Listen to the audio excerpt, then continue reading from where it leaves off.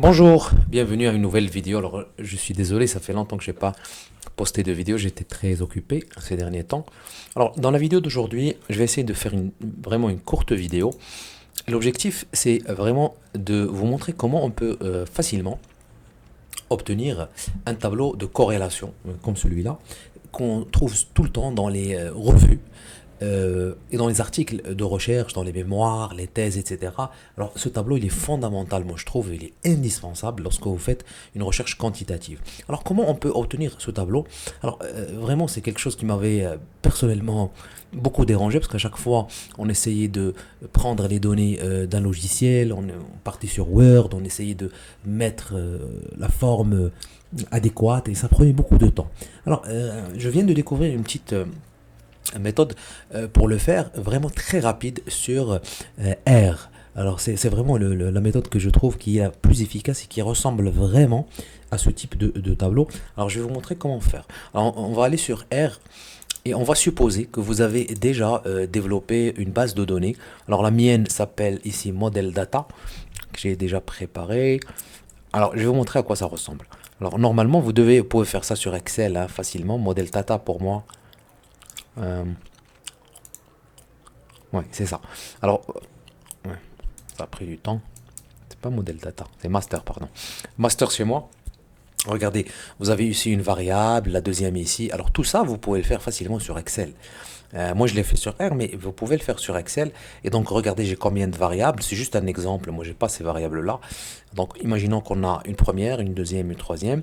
Et puis ici, le genre, l'âge et la taille de l'entreprise. Il s'agit ici d'entrepreneurs. Et donc, voici une base de données classique qu'on va bien sûr analyser dans le cadre d'une recherche quantitative.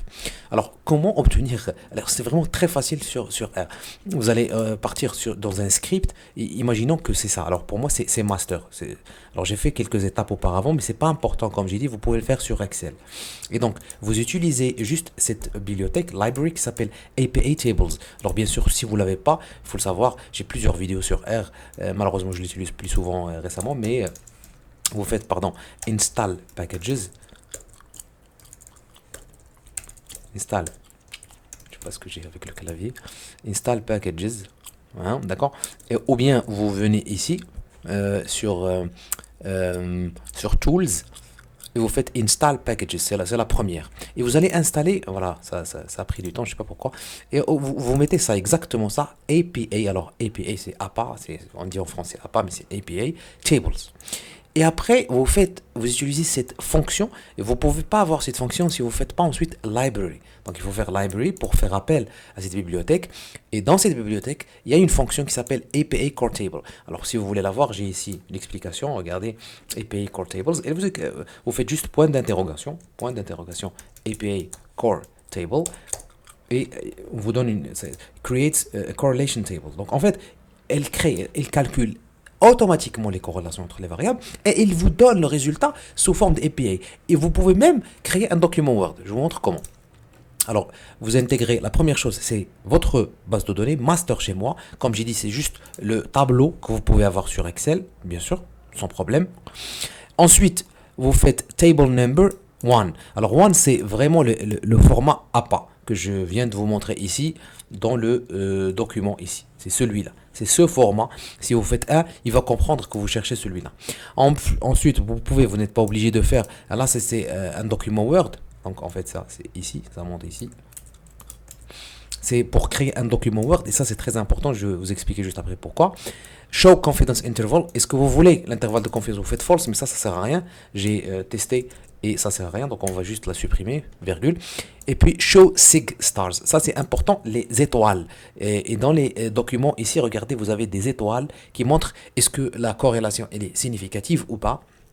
Bien sûr, si vous ne savez pas très bien ce que ça veut dire une corrélation, significativité, allez dans une vidéo où j'explique ça dans Basic R. J'explique un peu c'est quoi la corrélation, comment on peut tester sa significativité.